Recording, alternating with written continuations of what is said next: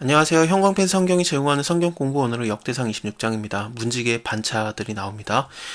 지금까지 제사장의 24반 그리고 또 찬양대 24반이 나왔었는데 문지기에 대한 반들도 나오는 겁니다.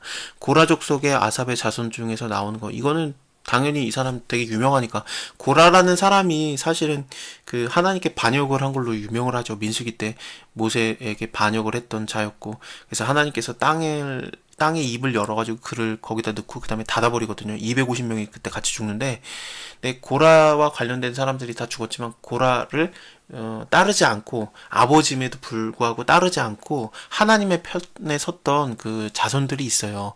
그들이 살아남아서 고라의 자손들이 되는 거거든요.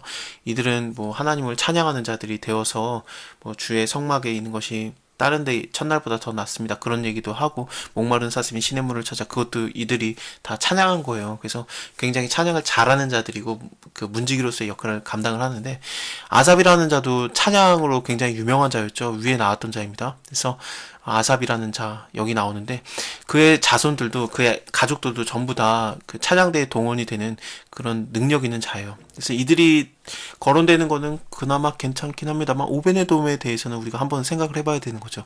오베네돔 누굽니까? 가드 사람은 오베네돔이에요. 그 하나님의 언약궤를 세 달간 모셨던 그 사람입니다. 그래서 하나님께서 많은 복을 오베네돔에게 주셨죠. 다윗이 처음에 하나님의 언약궤를 그 갖고 나올 때 그 레위 사람들이 어깨에다 매야 되거든요. 하나님께서 모세에게 명하신 대로 그랬어야 됩니다. 근데 소술에다가 실어갖고 나와요. 그거는 언약을 전혀 모르던 그 하나님의 말씀을 모르던 블레셋 사람들이 했던 짓입니다.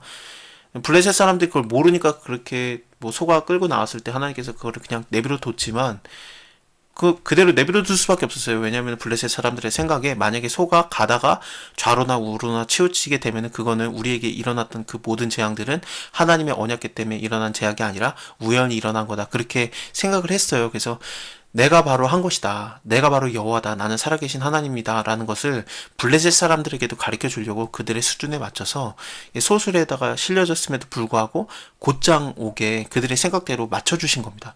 근데 이스라엘 사람들은 그러면 안 되죠. 일단은 그 소술에도 이스라엘의 영역에 들어오자마자 멈췄어요. 왜냐하면 소가 그걸 견딜 수가 없는 겁니다. 거룩한 하나님의 언약궤를 감히 소가 그거를 어떻게 끌 수 있겠습니까? 그래서 소도 멈췄었던 거거든요. 근데 이 다윗이 이 짓을 하니까 소술에다 실어갖고 오니까 소가 당연히 날뛰죠. 견디지 못하니까요. 그래서 그걸 떨어지려고 하는 것을 언약궤가 떨어지려고 하는 걸 우사가 만졌다가 바로 죽는 겁니다.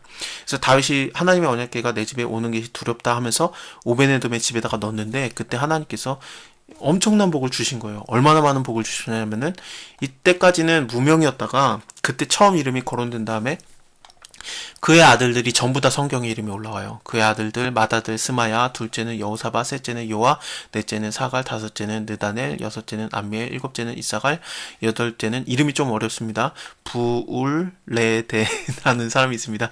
그리고 하나님이 많은 복을 오베네돔에게 주셨기 때문에 그의 아들인 스마야도 막 그 아들들을 낳는데 그들도 다 용사들이 되고 족속을 다스리는 자들이 되고 스마야의 아들들도 여러 명 있는데 그들도 다 능력 있는 자고 또 이들 다 전부 다 오벤에돔의 자손들입니다. 저희에게는 그 아들들과 그 형제들은 다 능력이 있어서 직무를 잘하는 자니 오벤에돔에서 난 자가 62명인데 이들 전부 다 포함돼요. 어쨌든 그 이 숫자들을 다 합하게 되면은 93명이라고 합니다. 그래서 진짜 하나님이 많은 복을 주셨죠. 참 좋겠습니다. 세 달 하나님의 언약궤를 섬겼다가 어떻게 이렇게 성경에 이름 하나 올라가는 게 그렇게 어려운데 93명이 올라가다니 참 오베네돔은 남방에 담정되었다. 그 아들들은 곡간에 담정되었다.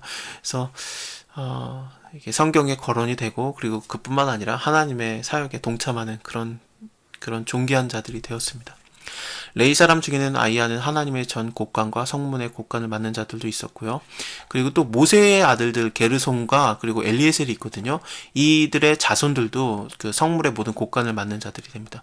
곧 다윗 왕과 족장과 천부장과 백부장과 군대 모든 장관이 구별해서 드린 성물들 이것들을 맡는 자들이 돼요. 그래서 저희가 싸울 때 노력하여 얻은 물건 중에 구별하여서 여호와의 전을 중수하게 한 것이며 그리고 선견자 사무엘과 기스의 아들 사울 이게 그 사울왕 우리가 아는 그 사울왕이에요. 하나님의 말씀 버려서 그도 버려지잖아요. 근데 이자가 사무엘과 같이 있는 겁니다. 이게 어떻게 된 건가 이래서 속담도 있다 그랬어요. 야, 사울도 선견자 중에 하나로 있느냐라는 게 속담이 되었다라는 말이 사무엘서에 나오는데 그렇습니다. 그래서 이게 사무엘가 이게 어깨를 나란히 하는 선견자로서 이렇게 물론 뭐 끝은 안 좋았지만 잠깐 좀 성령 받아서 어, 예언도 하고 그랬었어요. 넬의 아들 아브넬과 스루야의 아들 요압은 이 물은 무엇이든지 구별하여 드린 성물은 다 슬로목과 그 형제의 수하에 있었다.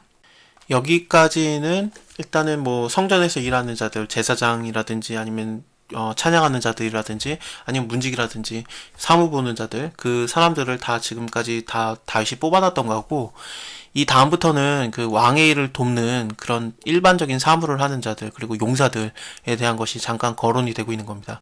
이 다음 장에도 뭐 천부장, 백부장이라든지 왕을 섬기는 유사들 이런 사람들에 대한 것이 거론이 되는 거거든요.